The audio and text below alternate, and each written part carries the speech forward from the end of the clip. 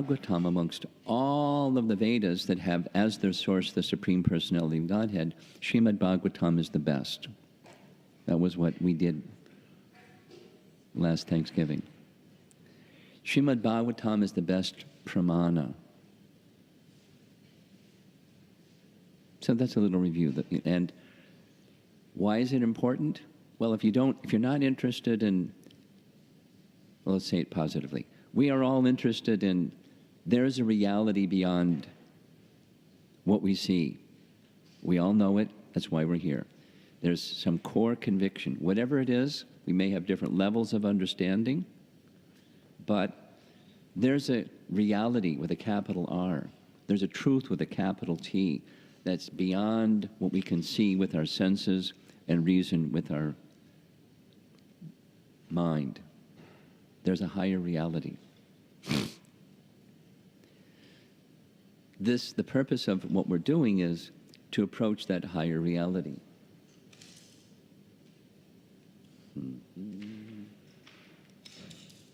Well, okay. We'll go back. There was a very nice slide that I showed you at the very beginning. There's the nice slide. So, remember this one? Those of you that were here. Second of review for those that missed yesterday evening. That knowledge is inside us. Really short. The first public, when Prabhupada spoke at Tompkins Square Park, you know that this is ISKCON 50. Prabhupada took the devotees to Tompkins Square Park, sat down for 2 hours, chanted Hare Krishna Mahamantra, devotees dancing and singing, and a big crowd like, what's this? And the kirtan stopped. Prabhupada stood up in a very stoic, very serious mood, said, what's he going to say? I've not come to teach you something new. I've come to remind you of what you have forgotten.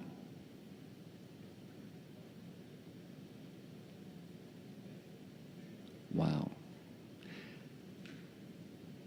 Same. Prabhupada arriving in New York airport, summer of 1971.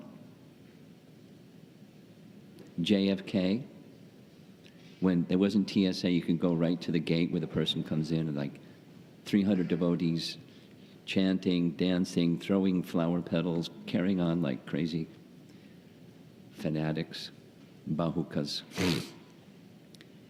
There was a reporter arranged, and they sat down in one of the lounges, and the reporter said, Swamiji, you come from India with a message. Could you say into the microphone, what is your message? I've come to teach you how to understand who you really are, because you've forgotten. Really simple. So yesterday I said, this knowledge of Srimad Bhagavatam is not something academic. We all know what academics are. There's something out there. You go to take a course, you bring that something out there and put it in here, install it on your hard drive. And then you get an exam and you're supposed to say it back. And you get an A if you can do it. It's from out there, you bring it in, you say it back. And maybe you mix it up with some other things that you learned. And that's called intelligence.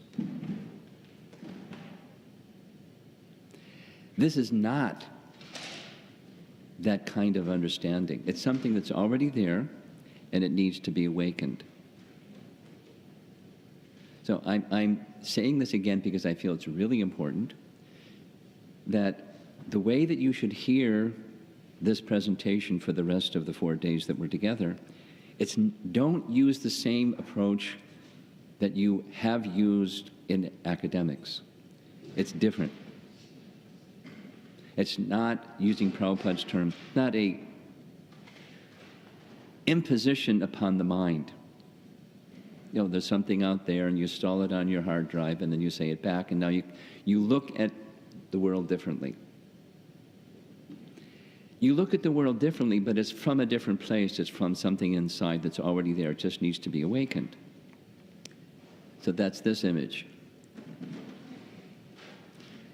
As with a seed, it's dormant until the sprouting of the seed takes place, which is moisture and other things. And then the seed sprout. The life inside comes out. Very dry. But a little moisture and the seed can fructify. Similarly, that knowledge of who we really are and the relationship that we have from the source of our existence, the Supreme, the Absolute Truth, the shelter of everything, the fountainhead, the source of all existence, we have a relationship. And it's forgotten.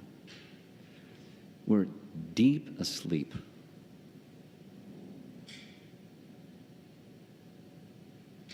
And there's a process to wake up, and that's sound vibration. Parusheya Shabda. So that's what we're doing. There will be challenges to your mind, like concepts you never heard before. There'll be challenges to your intellect, so you try to understand what's being said. That's good. That's not the beginning and end of it. It's not an intellectual exercise. It's a spiritual exercise that is, we'll say it this way, to the degree that you chant the Hare Krishna mantra from your heart and hear that sound vibration and it touches your heart, to that degree, you'll be able to understand this subject matter. It's because it's the same type of subject matter. And supposing you're just a beginner, there's some beginners. So supposing you're one of those, a beginner, don't worry about it. It's something like, it's not the same, but it's something like you may decide to audit a course. You haven't taken 101, but you're really interested in the subject matter. You get permission from the professor. You don't take the exam. You don't get credit for having studied the subject matter, but you audit the course. And you know it's going to be a little bit above your reach. You're not going to understand everything. That's okay. It'll help you prepare yourself to, when you are at that level, to then, oh, now I know what they said, when I audited that course.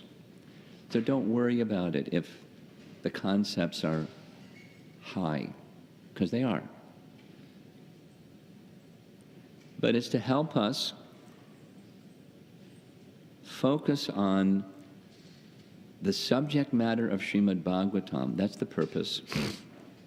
Srila Prabhupada, in the handouts that we gave to all of you that registered, there's a quote where Prabhupada says exactly what I'm about to say.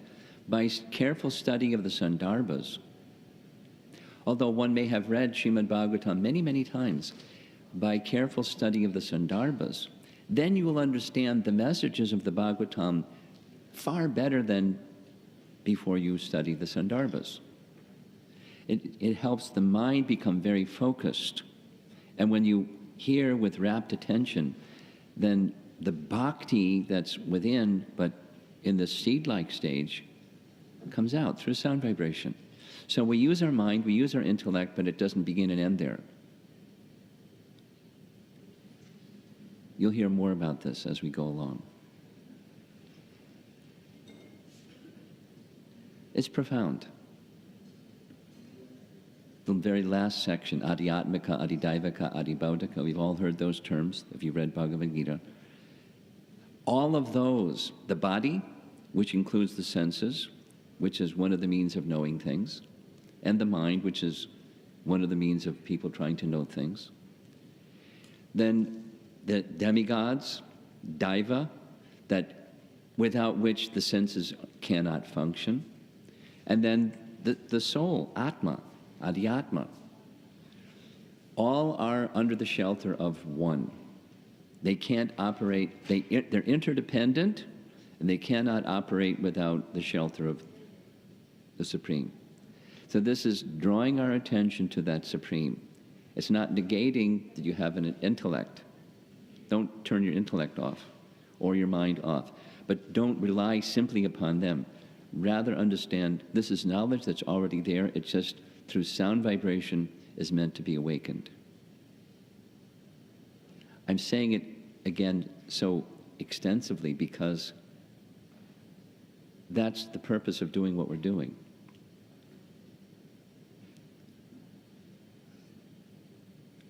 Okay? That's review from yesterday for those that missed it. And now we're going to go forward to beginning today. Okay. We covered methodology. Yesterday evening we discussed a little bit the Mangala Charana, the invoking of auspiciousness. And then we discussed, Jiva Goswami lays out what his methodology is, how he's going to write all of these 6 Sandarbas, which is a massive undertaking. So this is the cover, and here's the book, and there's copies of the book on the book table if you don't have one and you'd like one. So the chief pramana, or primary source of evidence, has been identified. What's that? Srimad Bhagavatam. If you want to know Krishna, there's no better way to know Krishna. There are other ways to know something about Krishna, but there's no better way than Srimad Bhagavatam. That was last Thanksgiving. So now we're about to plunge into this ocean of sound vibration. Open your ears, activate your intelligence, keep your mind free, but main is hear from the heart. And what's that truth which the principal pramana discloses? That's what we're doing this weekend. What is that truth about Krishna? And as I said yesterday, there's 3 main divisions, and the first one is what we're going to do right now. And that is these 2 very important personalities, Shukadeva Goswami and Vyas, because Shukadeva Goswami is the speaker and Vyas is the compiler. So their realizations will tell you what the subject matter is, or the message of Srimad Bhagavatam. And it covers verses 29 through 49, 21 verses. It's deep, it's profound, and you have to listen very carefully. So we're going to start with understanding the realizations of Shukadeva and Vyas. We're going to cover this morning just 2 verses. I'll caution you, 2 things.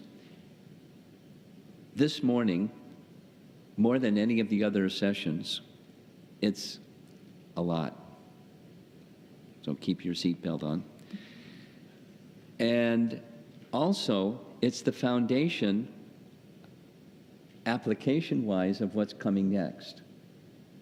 Application-wise is from 34 to 49, it's Jiva Goswami applying all of that to understand other views like Mayavad and Buddhism. So you have to hear this carefully, otherwise the Mayavad and Buddhism discussion, you'll be scratching your head. So please listen very attentively.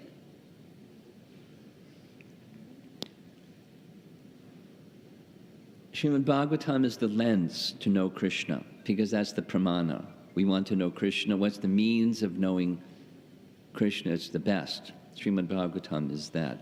And the means for knowing what Srimad Bhagavatam is the heart of Vyasa and Shukadeva.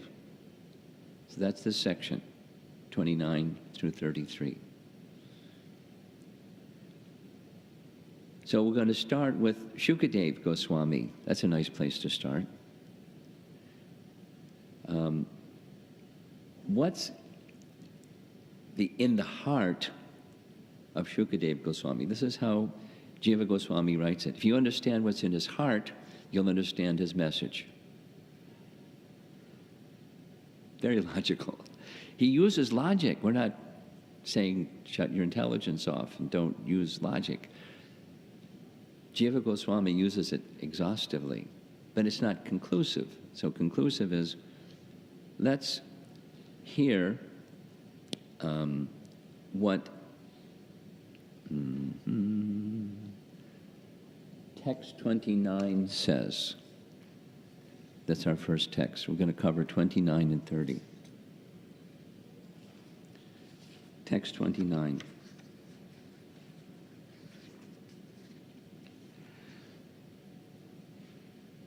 Jiva Goswami, at the beginning of this text, refers to a verse from 12th canto Srimad Bhagavatam. There's 12 cantos in Srimad Bhagavatam, and the second to the last chapter is Shukadev describing his spiritual master. Sutta Goswami is narrating this, Srimad Bhagavatam. And he heard it from Shukadev. So Sutta is speaking about Shukadev, what's in his heart.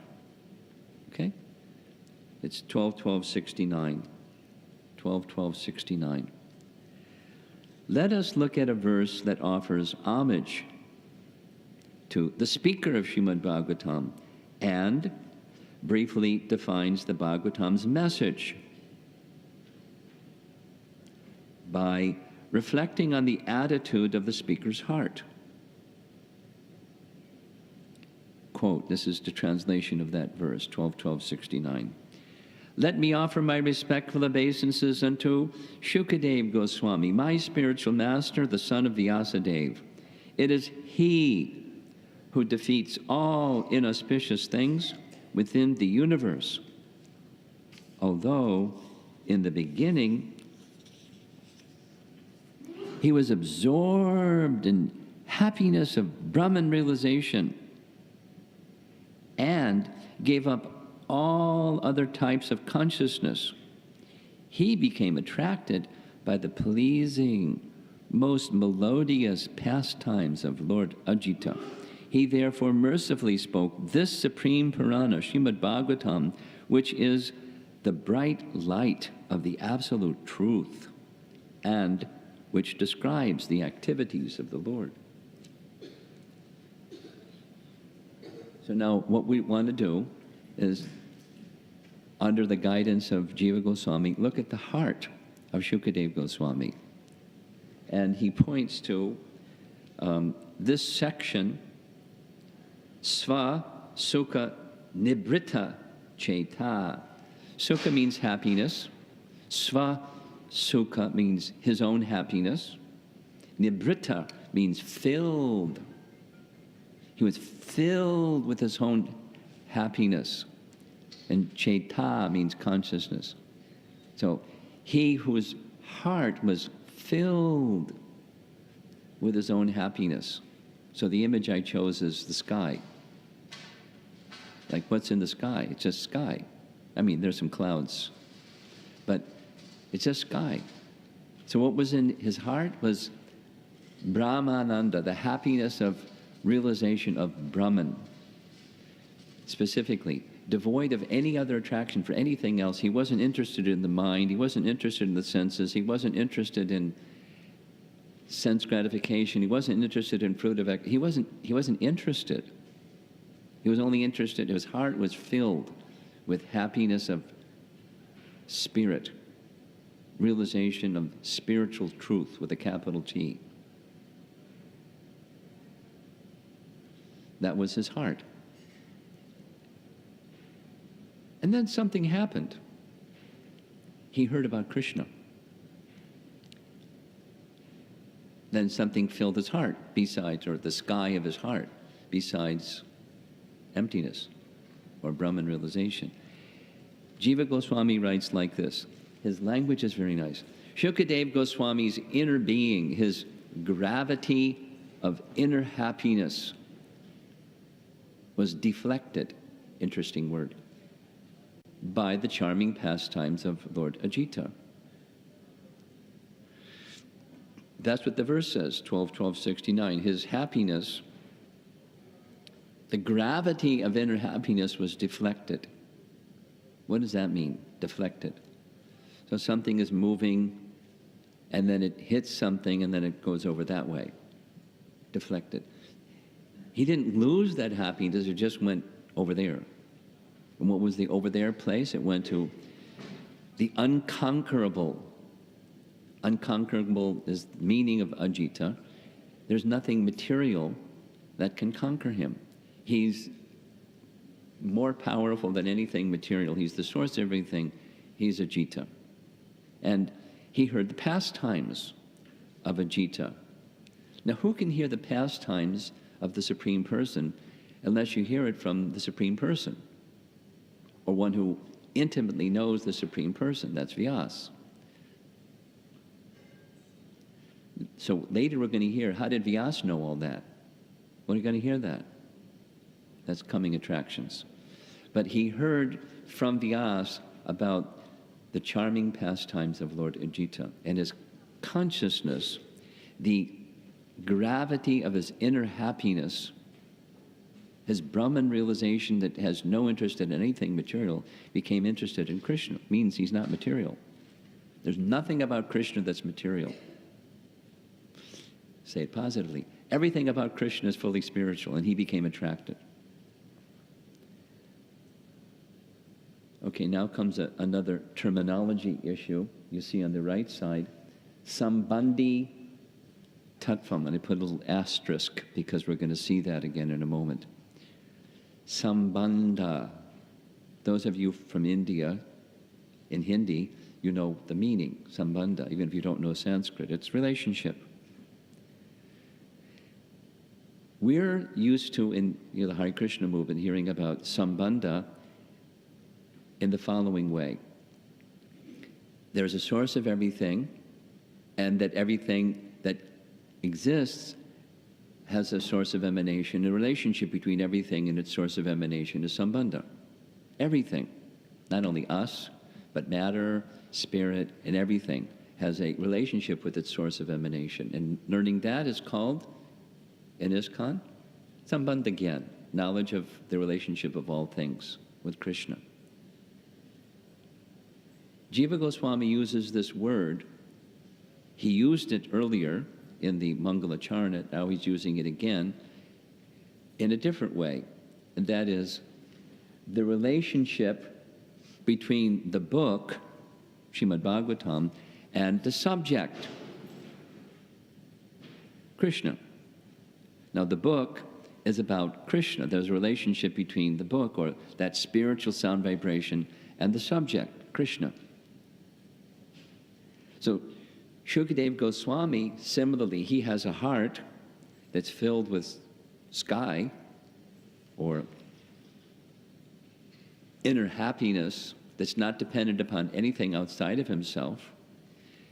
And that inner happiness of Shukadeva Goswami is now going to the relationship that he has with Krishna, through that he's realized by hearing from his father. It's his heart being attracted to that sound vibration, Krishna. So this Sambandhi Tattvam is indicated as Ajita, who is unsurpassed. And he writes, which refers to the person, there he is, Krishna, who is endowed with sweet pastimes more attractive than the bliss of Brahman. So now we're looking at the heart of Shukadeva, and there's two things. Krishna is more attractive than Brahman. And second, Krishna is fully spiritual because he's not interested in anything material. He's interested in Krishna, so Krishna is fully spiritual. You see what Jiva Goswami is doing? He wants us to understand the subject of Srimad Bhagavatam, the book, by understanding the subject of the book. And we understand the subject of the book by understanding the heart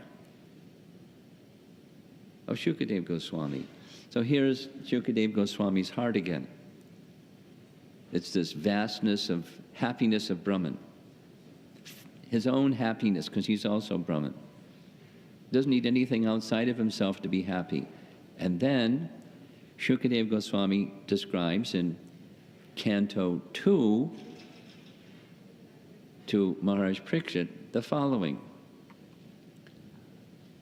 "Oh, King Parikshit, mainly the topmost transcendentalists who are above the regular principles and restrictions take pleasure in describing the glories of the Lord." Now, that's not our position, but we also find happiness in describing the glories of the Lord. At the end of the Dwapara Yuga,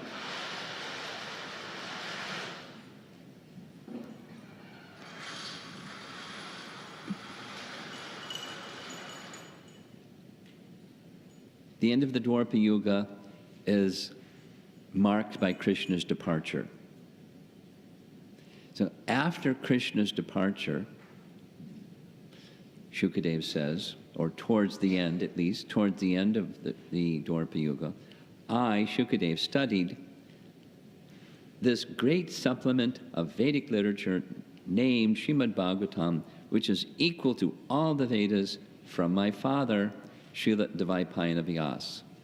He was my teacher. I learned it all from him. And then he says, I was certainly situated perfectly in transcendence. Same as this 12:12:69 verse. Yet, I was still attracted by the delineation of the pastimes of the Lord, who is described by enlightened verses. Therefore, I studied this narration. Now, it's the heart of Shukadeva, being disclosed by Shukadeva, saying before it was like this, and then hearing Srimad Bhagavatam, my heart became then filled with attraction for Krishna.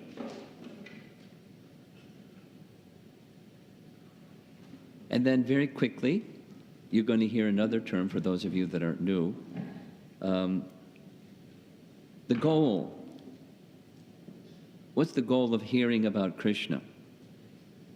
Well, the heart becomes purified, but the final goal is, as we said yesterday evening, the awakening of that seed of prema that's within the heart. That's the goal. Prayojana is the Sanskrit term. So, Jiva Goswami says, from what we hear from Shukadeva's heart, he achieved, and similarly we can achieve, prema, just by hearing this Srimad Bhagavatam message. Pure love for him, where one's bonds of affection go to him, not to the temporary things of this world that the senses can perceive, or the mind can contemplate. Nice music, beautiful art, something of this world. Krishna. Prema. That's the goal. And then he says, text 29, from this one can infer the process, or abhideya. So let's do it this way. In ISKCON, there's this relationship idea. We have a relationship with Krishna. And you act in that relationship. What that is abhideya. You act in the relationship. You perform sadhana bhakti. That's the process to realize the goal. And the goal is love for Krishna.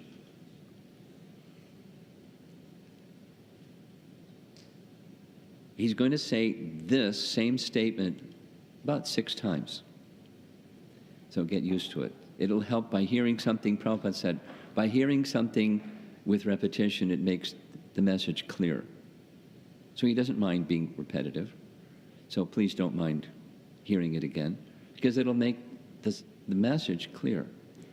Now, yesterday, those that were with us yesterday, you recall this image. This is Lord Chaitanya in Benares or Varanasi being invited to assembly of Mayavadi sannyasis, 1,000 of them. They were saying, why are you associating with fanatics? You're supposed to be studying Vedanta Sutra and chanting Om, controlling your senses, not frolicking and dancing and singing with ordinary people. That's not what sannyasis do. Why are you doing this? He said many things. My spiritual master told me, you're a fool. You don't have the capacity to understand Vedanta. You just chant Hare Krishna. So I just chanted Hare Krishna. Something happened. I started experiencing transcendental emotion and singing and dancing and rolling on the ground. Then I went to my spiritual master and said, am I doing something wrong? And my spiritual master said, oh, this is very good. According to Scripture, you're at the topmost stage of spiritual realization. And quoted verses from the Bhagavatam. And then the sannyasis circled back around and said, well, what about the Vedanta Sutra? You're a sannyasi, what about Vedanta Sutra? He said, I understand Vedanta Sutra, and he explained it. And he explained it using these same three terminologies. Get used to it, you're going to hear it again. Sambandha, Abhideya, Prayojana, those are the three. The relationship of everything with the source of emanation, Sambandha. Acting in that relationship with the source of everything, Abhideya. What's the result when you do that properly and perfectly and fully? The goal, Prayojana. Love for Krishna. So, Chaitanya Mahaprabhu, in his talks with these sannyasis, that's what he did. He explained Vedanta Sutra in those terms, Sambandha, Abhideya, Prayojana. A little detail is there are 4 parts to Vedanta Sutra. I haven't read Vedanta Sutra, but I understand there's 4 parts. The first 2 deal with Sambandha. The third deals with Abhideya, acting in that relationship. And the 4th, what's the goal? Chaitanya Mahaprabhu explained Vedanta Sutra in terms of those, Sambandha, Abhideya, Prayojana. Now, what's Vedanta Sutra? It's a summarization in little sutras or codes of the entire vast Vedas. Srimad Bhagavatam is Vyasadev's commentary on Vedanta Sutra. So guess what? Srimad Bhagavatam has those same 3 divisions. Sambandha, Abhideya, Prayojana. And not only that, but because the Sandarbhas are explaining Srimad Bhagavatam and its message, those same 3 are there. Sambandha, Abhideya, Prayojana. So you're going to hear it several times. Get used to it. The implication of what these things mean is very, very important because that's Krishna. We want to know about Krishna. So to know about Krishna is not just one of them. It's all 3 of them.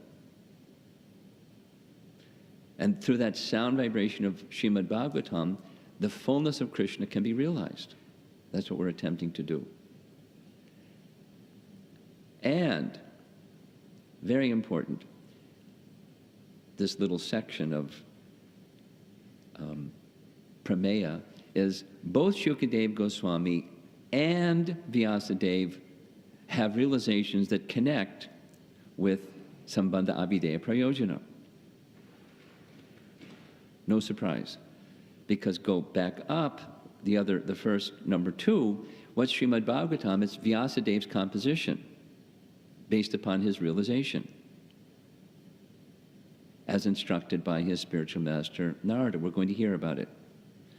And then he taught it to Shukadeva, and that filled Shukadev's heart. His heart became filled with attraction for the personality of Godhead, Krishna. Pause. Is it clear? Okay. Now, please permit me, I'm going to go back to the Mangalacharna verses, and the conclusion of the Mangalacharna verse, text number 8, says the following. I'll say it and then I'll more or less read it. It says, Jiva Goswami says, it is standard, it is compulsory that when you write a book, there must be 4 elements. And those 4 elements are, what's the subject of the book, who is qualified to understand the subject of the book, what's the means of properly realizing the subject of the book, and what's the outcome? Why would you be interested in reading the book? It's a declaration that an author should do for the benefit of the reader. The language that Jiva Goswami refers to comes from Chaitanya Charitamrita. For those of you that are new, you don't know what that is. That's Krishnadas Kaviraj writing about Lord Chaitanya, his life and teachings. And it has these same four. It states them. So now, here's what Jiva Goswami writes to say what I just said in his elevated language. There's a term called linguistics. Linguistics. What's linguistics?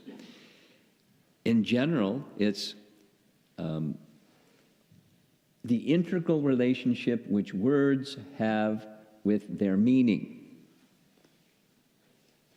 Integral relationship which words have with their meaning, or with what the words are referring to. That's linguistics. And you can get a PhD in linguistics. It's a field of study. So for Sanskrit, which is very deep system of education, there's Sanskrit linguistics. So that's called Vacha, Vachaka Sambandha. The relationship, Sambandha, between Vacha and Vachaka. The word that you speak and the meaning of the word that you speak. That's linguistics. Vacha, Vachaka Sambandha. This is reference from, last Thanksgiving, or the Mangalacharna verses, text 8. So here's now this Sambandhi Tattvam phrase again. Remember that asterisk from the previous slide? Just so, as with Sanskrit linguistics, similarly, a book, Srimad Bhagavatam, as well as the Sandarbas, all 6 of the Sandarbas of Jiva Goswami, the book has an intimate or integral relationship with the subject of the book. And that relationship is through the meaning of the words that make up the book. I'm going slowly because this whole concept of linguistics is foreign to me. Some of you that may have studied linguistics, it's like, hey, this is really easy, let's keep going. But it comes up again and again and again, because Jiva Goswami his audience is not, people on the street in New York City or in a factory somewhere. His audience is high-level scholars. And the high-level scholars of that time, you won't even find them today. They don't exist. That was his audience. So he's dealing with really picayune, fuss-budgety fellows. He wants them to understand, I'm dealing strictly according to Sanskrit linguistics. And he is. So for us, it's like, whoa, that's way up there. But that his audience is already way up there. That's his audience. He wants a foundation so that going into the future, the teachings of Lord Chaitanya won't fall to scrutiny. And the message of Srimad Bhagavatam will be accepted by an honest man. And the teachings of Srimad Bhagavatam, the teachings of Chaitanya Mahaprabhu are identical. He wants, for time immemorial, this will stand. So we're looking at what he's written. In that text 8, the last line looks like this. There's the subject of the book, and there's the goal of the book, and there's the means of reaching the goal. So here we go. Through the phrase Sa Sri Krishna, it indicates that Krishna is the subject, or Vishaya. If you studied Nectar Devotion, there's the abode of love, the ashraya, and then the object of love, that's Krishna. So now this is, the subject is the subject, not the object. The subject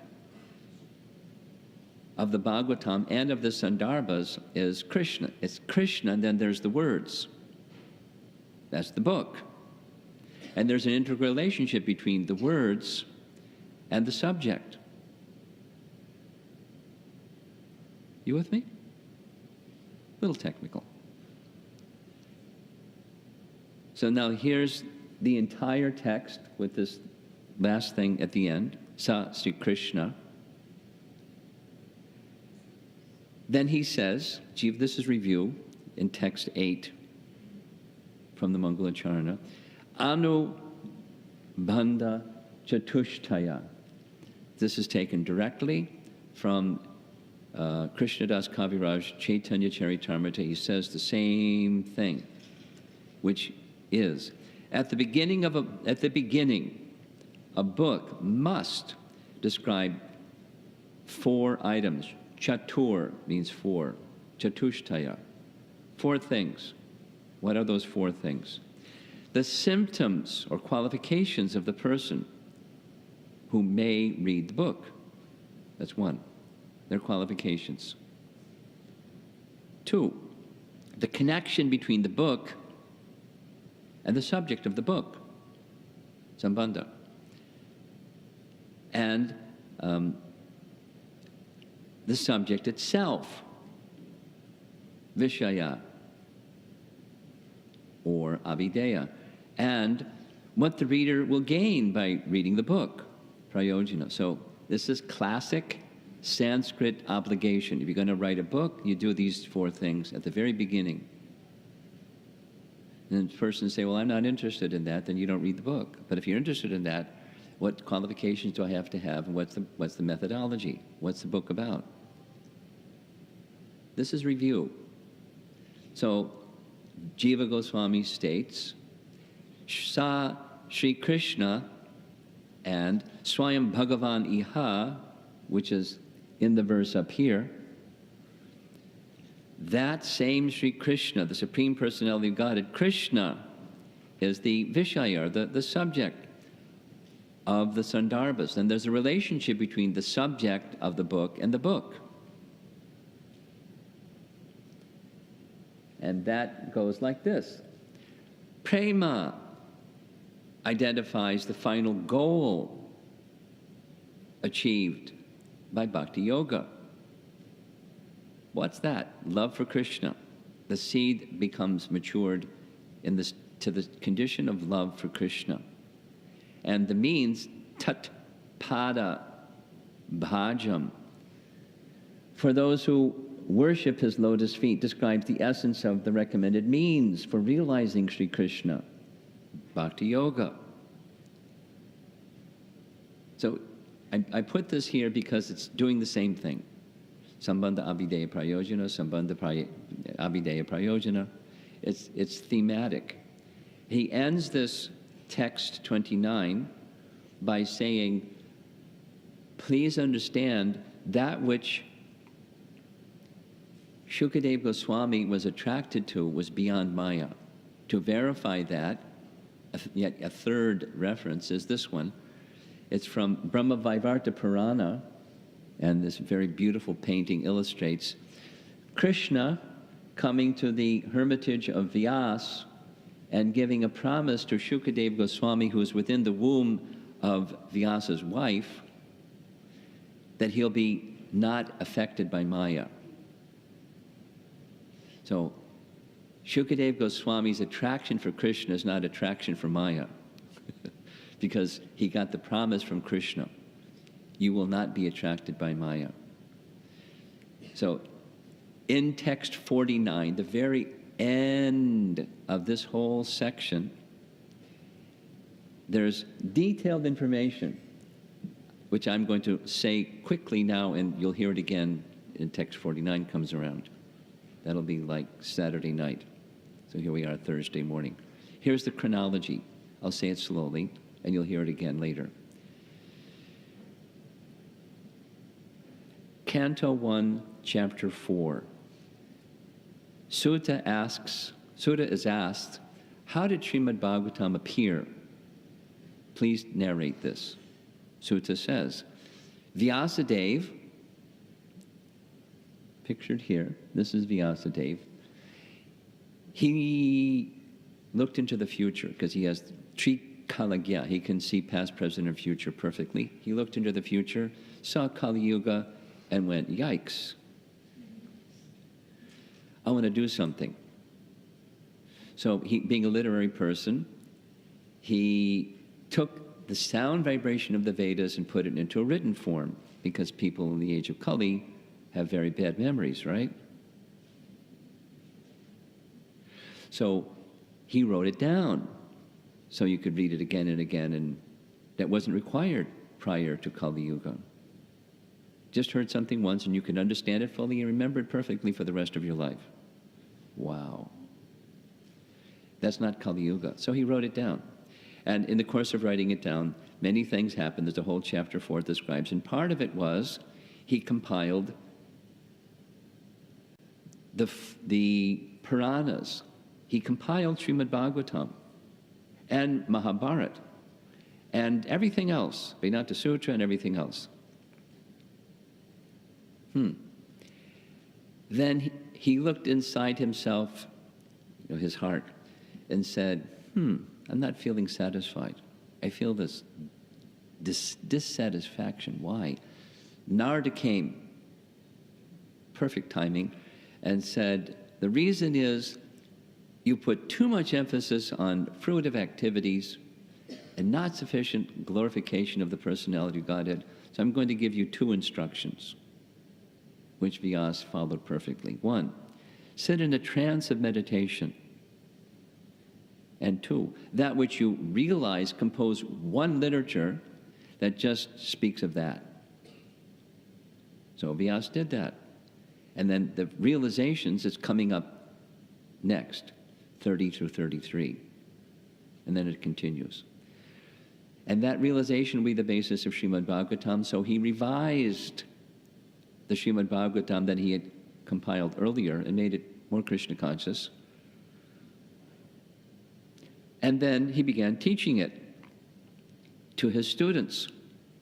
While he was teaching it to his students, Shukadeva Goswami became within the womb of his mother, and he was hearing Srimad Bhagavatam while Vyasa was teaching his students. And he became attracted to Krishna, a little bit, just like we're a little bit attracted to Krishna. But he's not an ordinary person like us. We're ordinary persons.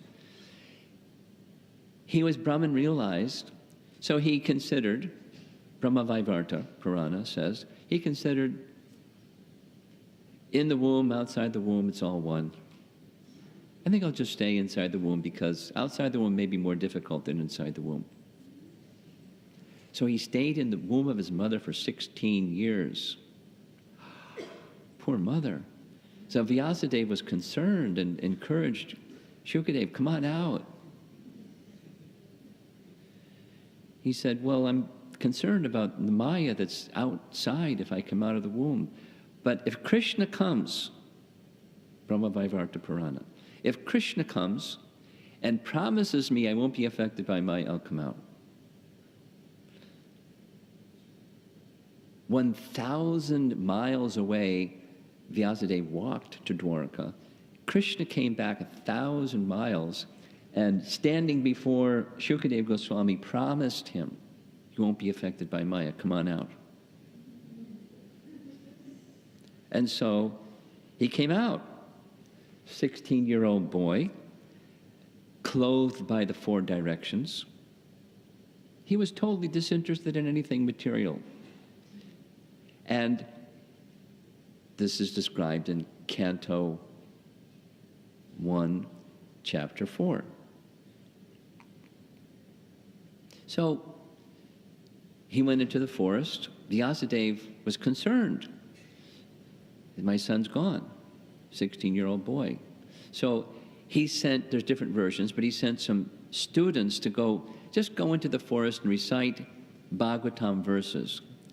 When Shukadeva hears them, he'll be attracted. Just keep saying them again and again and bring him back here.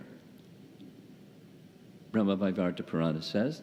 And so he came back, attracted by the pastimes of Ajita, and he became a student. We read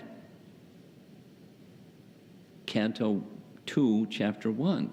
Shukadeva Goswami said, I came back and I studied Srimad Bhagavatam from Vyas.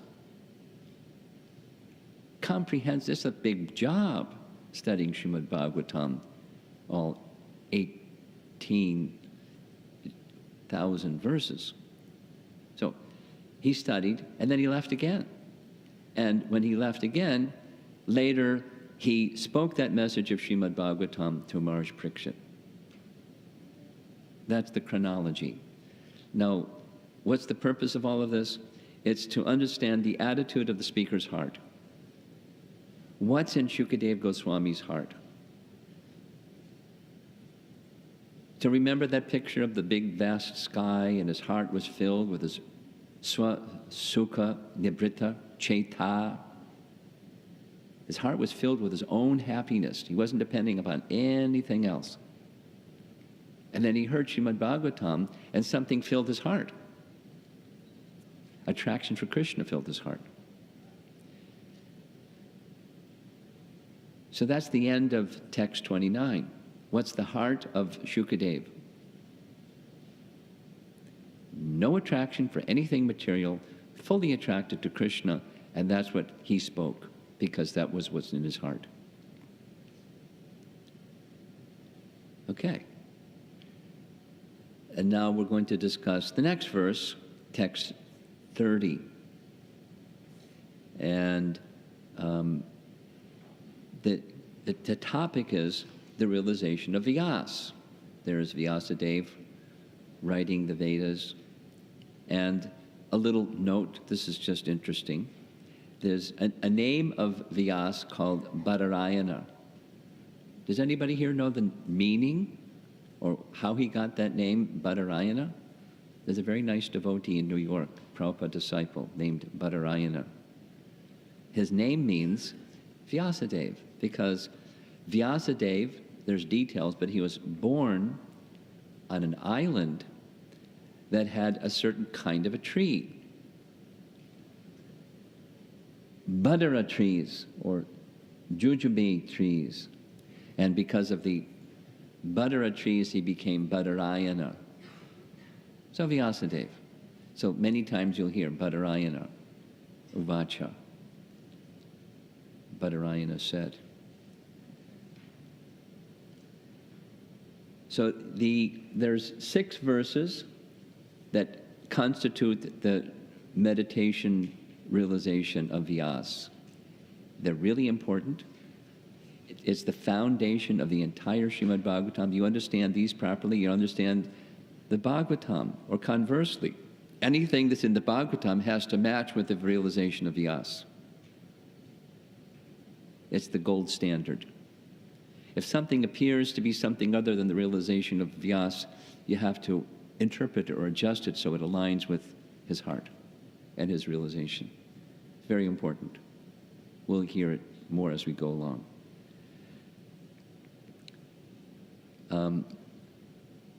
Jiva Goswami writes, just as we did with Shukadeva Goswami, to understand the message of Srimad Bhagavatam, we have to understand the heart of the author of Srimad Bhagavatam, Vyas. And it's summarized very simply in 6 verses. And it's very deep. From this verse 30 until verses 49, all it is discussing these 6 verses very, very deeply. So we need to understand these verses to understand the message of Srimad Bhagavatam. So here's a nice painting. This is Vyas, having compiled all the Vedas, Canto 1, Chapter 4, and he's stepping back from his work of writing, thinking, how did it come out? Just like when you cook something, or you write something, or you paint something, and how did it come out? So he did that. And he felt, something's wrong. So Narada came and answered the question, what's wrong? He said, you had not sufficiently glorified Krishna. Because that's the purpose of all the Vedas, is achieving Krishna. So here's what I want you to do. 2 things. Sit in a trance of meditation upon the absolute truth, Krishna. That's number 1. And number 2, that which you realize, then revise this Srimad Bhagavatam according to that realization. So that's what he did. And this trance, the realization in trance of Vyasa, it's the essence of the entire Srimad Bhagavatam. And it's also then the essence of the entire Sandarbhas. So this trance is very important.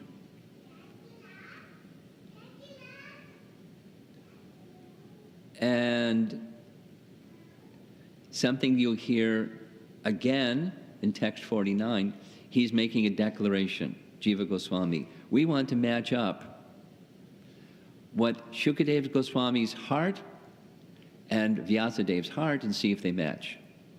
Is it transparent transmission of Vyasa's realization and Shukadeva Goswami's realization?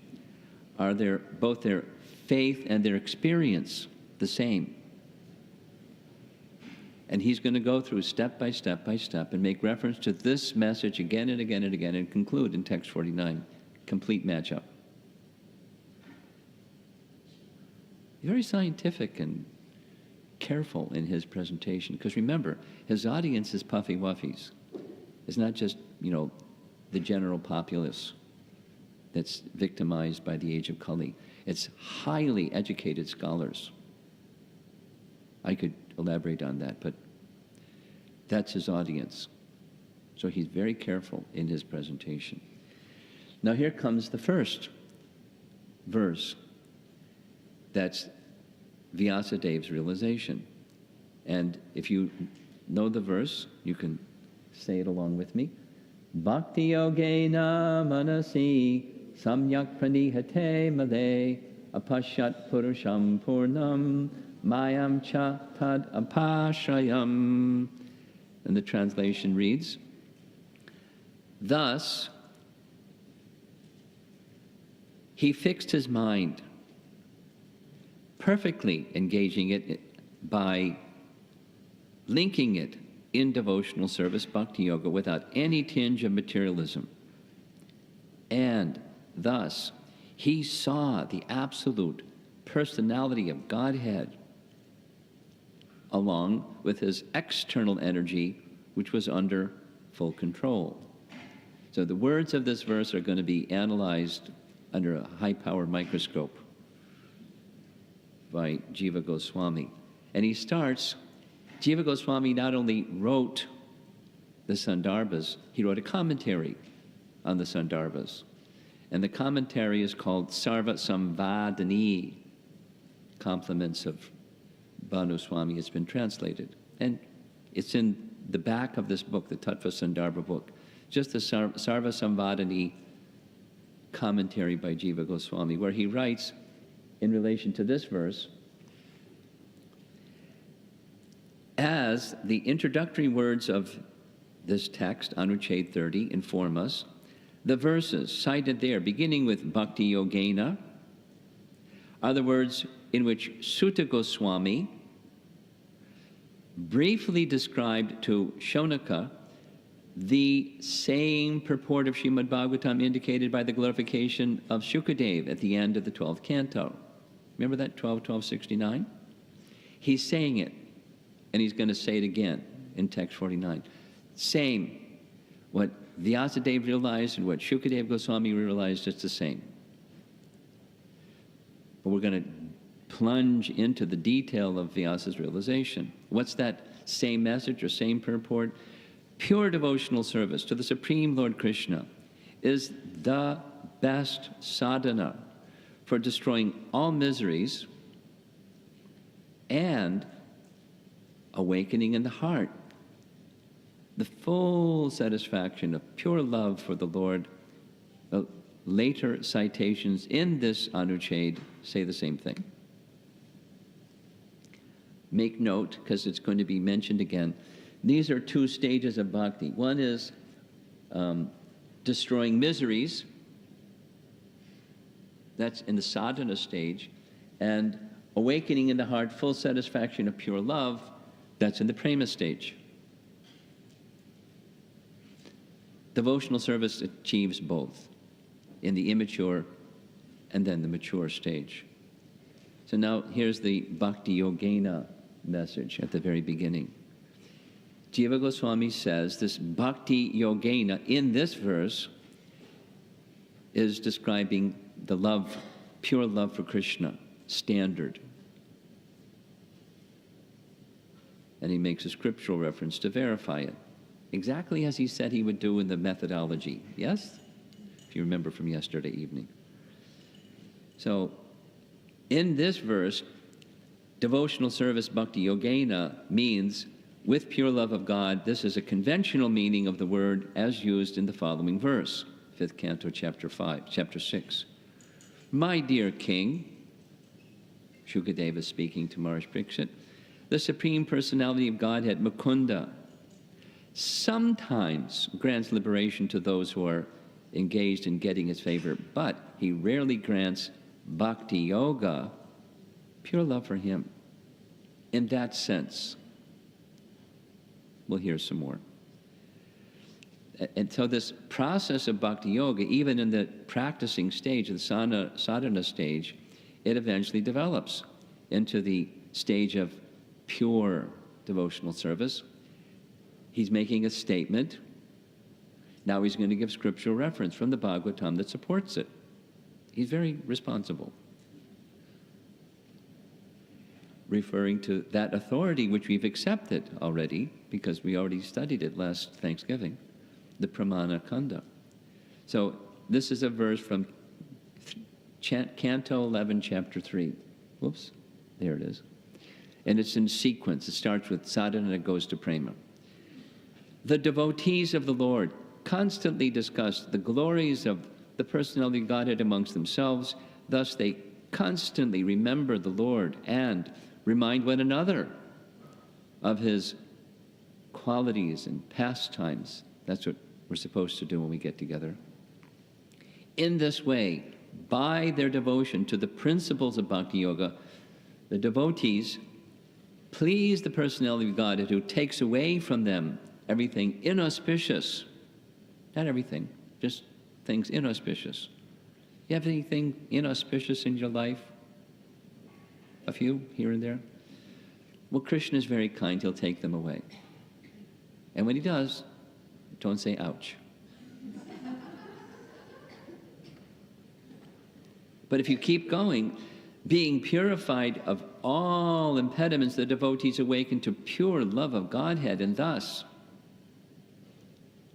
even within this world, their spiritualized bodies exhibit symptoms of transcendental ecstasy, such as standing of the bodily hairs on end.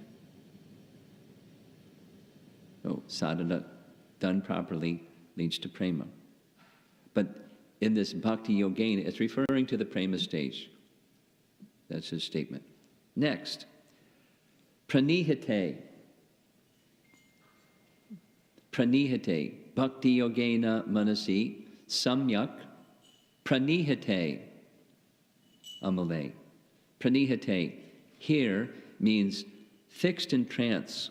How does he substantiate the statement? Because in chapter 5 of Canto 1, Narada told Vyas, fix your mind in trance. Samadhi, meditating in trance. So he did it. That's pranihite, same meaning. So he's in this state of trance. Now, Jiva Goswami is telling us, or helping us understand, just from this one verse so far, we've understood the heart, or the qualifications of Vyas. There's Vyas, and here's the first Amala. What's that? His mind was pure. No material motives, no material attraction for anything material. Similar, Shukadev, Amala. bhakti yoga. He was fixed in unalloyed devotion to the stage of prema. And his meditation was total samadhi. That's his heart. And then something happened. Something filled his heart. And what filled his heart? What filled his heart was Purusham Purnam. Now I'm going to explain and then we'll read Jiva Goswami's lovely language. Purusha means, it's spelled wrong, it should be Purusham. Purusham means person. And Purnam means complete. Like the moon when it's full is Purna Chandra, the full moon. Purna. Om Purnam, Adak Purnam Idam, Purnat Purnam. So Purna means full, complete. So the Purusha Purnam is the Supreme Person. But there's different stages of realization of Purusham Purnam. One, we've already mentioned, where Purusham Purnam can mean the Supreme Lord, like Super Soul, who can take away your affinity for matter. But then there's another stage of realization of Purusham Purnam, and that is he who can attract your heart where there's not only no affinity for matter, but love of God. So he's saying, in what I'm going to read shortly, is both renderings of Purusham Purnam are okay. In this context, it means the original personality of Godhead, Krishna.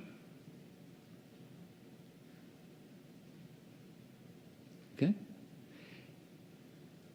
So here's his language. The absolute person, Purusha, Purna Purusha, mentioned in this passage is the original personality of Godhead for the following reasons. He's making a declaration. Now he's making scriptural statements to support his declaration. The word complete, Purna, can be understood here in its ultimate sense, free from all restrictions. Reference. The Padma Puranas, Uttarakhanda offers the supporting evidence of the statement, quote, both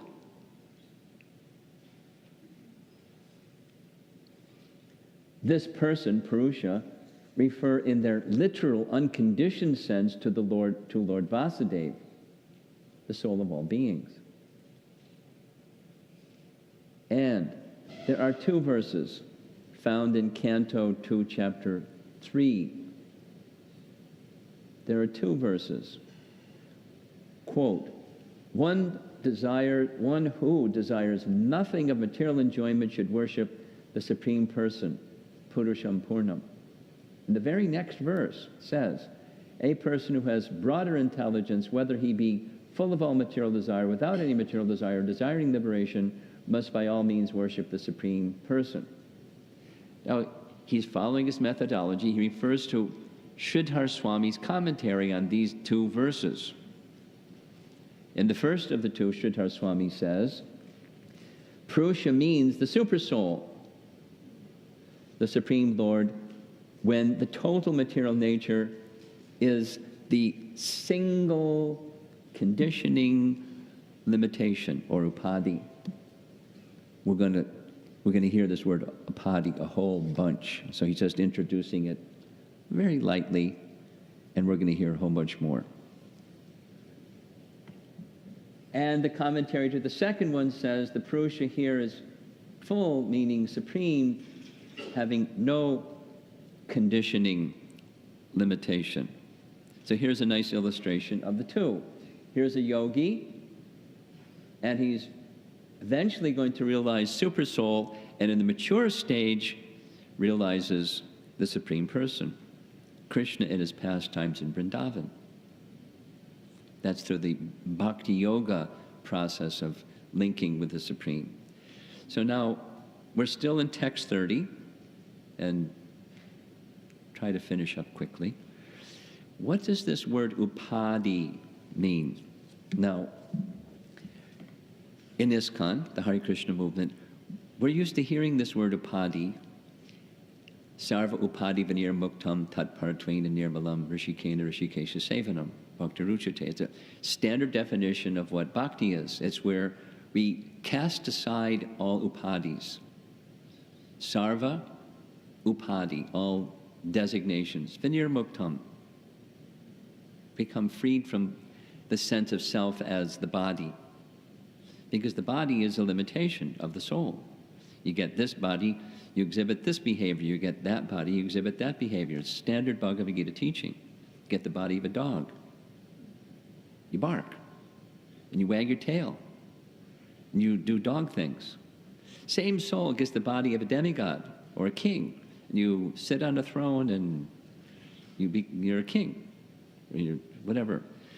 The body, the covering, is an upadi. And we're not this body or spirit soul. So bhakti requires becoming free from those upadis. But Jiva Goswami is using this term in a different way. And I'm going to have to excuse myself and going to use the restroom. I'll be right back. Pause.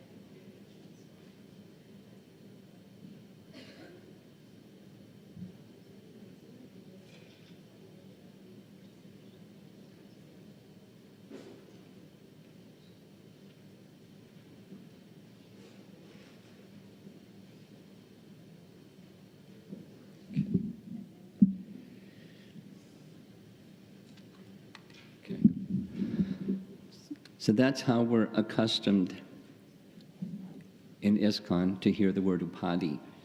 Does this word upadi also apply to Krishna? Well, in a certain sense, yes. In the same sense, no, because Krishna isn't conditioned by any limitation. So that's where it doesn't apply. It does apply in a different way, and that is super soul. We know this from Nectar of Devotion. There's 64 qualities of Krishna. Lord Vishnu or Narayana doesn't exhibit the final 4. He exhibits 60, and what he doesn't exhibit is those 4. And so, because super soul accepts this position of managing the affairs of creation, or prakriti, maya adhyakshena prakriti, right? Chapter 7, text 14. Krishna's adhyaksha, he oversees prakriti. He doesn't exhibit pastimes. So he suppresses, this is Radhika Raman's language, he doesn't show himself in fullness. Because he accepts this upadi, different than our body and mind, but the limiting designation. So here's the dictionary definition of upadhi. A superimposition which, quote, apparently limits or defines an object. Now, the spirit soul, for example, we're not limited and defined by the body that we have. To the degree that we identify with the body, the fullness of the soul is not exhibited, but the fullness of the soul is there. Even in our conditioned state, the soul isn't less, it's just covered. You'll see some more of this. Now, as far as super soul is concerned, he doesn't become conditioned by. He just doesn't exhibit his fullness, and the reason is because of this conditioning limitation or restricting factor. Jiva Goswami gives the following example to help us further understand what upadhi is. He gives the example of a translucent crystal. And by the side of the translucent crystal, you may place a red rose. And because the translucent crystal is next to the red rose, it may look like the crystal is red. Or may even look like the rose is inside the crystal. That's what crystals are. They're objects that have a red rose inside. But that's not what a crystal is. Now, again, I've already mentioned this, so let's repeat, but Sarva Upadhi Vinir Muktam, this is a standard definition of what bhakti is. It's from the Narada Pancharatra, and there's the moon. Now, the fullness of the moon isn't detected because of the clouds in the sky and the branches in the way. The fullness of the moon isn't diminished by the clouds in the sky or the branches in the way. But from our perception of the moon, it appears to be limited by the clouds and the branches. And so similarly, the body and the mind of the living entity seems to limit the living entity. They don't, but it appears to be like that. So these are classic examples. Again, the moon in the sky looks less than, it's a full moon, but the brightness of the full moon cannot be seen because the clouds that are obstructing, another image of the same thing. So now, how does this apply to Krishna? Well, in general, upadhis filter our way of seeing, doing, or perceiving things in terms of ourselves and also in terms of Krishna. And when you see, feel, do, or perceive things differently, what happens is the mood of service to Krishna, because that's self-realization, is we're Krishna's eternal servant, it changes. It becomes enjoyment, separate from Krishna. That's what upadhis do. Love for Krishna looks different. It's enjoy. And that's happiness, that's love, that's life. So here's the translucent crystal. There's the rose beside the translucent crystal. It looks like that's what a crystal is. But it's not. That's the upadhi example. We're going to hear, stay tuned, we're going to hear more about upadhis from the Mayavadis. So make sure you get this notion of what an upadhi is clear. We'll hear it again, because repetition is sometimes necessary for clear understanding. So now here's a very nice painting of Krishna in Vrindavan. And then in a moment we're going to see Paramatma appear. Paramatma appears to conform to the limitations of material existence. He's not limited. It appears that way. And rather than displaying the fullness of his transcendental pastimes, Paramatma does something else. He witnesses, he gives intelligence or advice to conditioned souls how they can pursue material happiness. It's not a different Krishna, it's just Krishna who appears to be different as Super Soul. You with me? So there's Krishna and Super Soul. And this slide ends the whole section. Jiva Goswami writes, any material quality ascribed to him, Krishna, is an artificially imposed quality in upadhi. For example, when Krishna was present on earth 5,000 years ago, persons who envied him saw ordinary human faults in his character. These upadhis distorted their vision, and thus they misunderstood King Kamsa's wrestlers, for example, thought Krishna and Balaram would be easy to defeat because they were only cowherds. But something happened. This 12-year-old boy matched up against humongous, powerful, muscled wrestlers, got defeated. And not only they got defeated, their three brothers were defeated. Not only they were defeated, but Kamsa was also defeated. So, last slide. So here we go back to text 174. Bhakti Yogena Manasi Samyak Praniyate Amale Apashat Purusham Purnam Mayam Cha Tadapashrayam. Here's the translation. Jiva Goswami gives two additional supportive evidences that says what Vyas saw was the original feature of Krishna. And here are those evidences. This is 174. In 176, Krishna is referred to as Adhoksaja. And this name Adhoksaja appears in the 10th canto as the name that was given to Krishna when he killed Putana. Just like the name Govinda was given at the time of the Govardhan Leela, Krishna's lifting of Govardhan Hill. Surabhi cow came along with Indra, and she gave Abhishek, bathing ceremony for Krishna. And then she gave the name Govinda.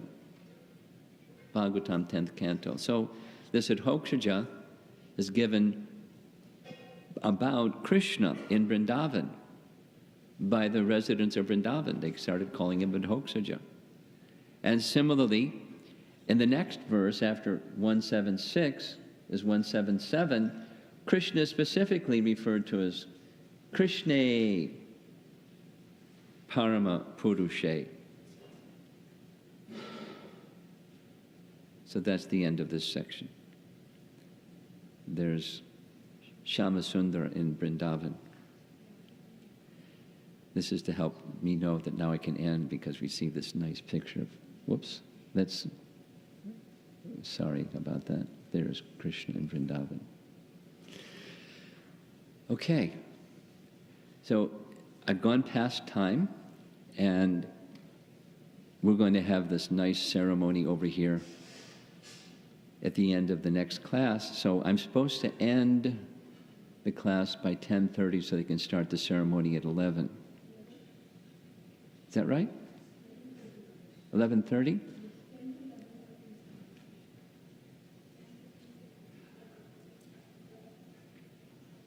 Do you know when does this event start? This event starts at 11:30. Besides what it says on the sheet, what time does this event start? They said 11. Okay, so I was asked to end the class by 10:30. I've never seen a wedding or an engagement ceremony that starts on time. Maybe it'll start on time. But in case it does start on time, can you, just a small request. As I said, this morning and Sunday morning are packed. So can you have breakfast quickly, come back at 10 o'clock? We'll start at 10 o'clock and try to end at 10:30. Excuse me. Yeah, I'm never going to finish. Huh? What time? What time does this begin? It's 11:30. 11:30, so I'm supposed to end at 11. So please come back at 10, and we'll resume at 10. Hare Krishna. Have a nice, small breakfast.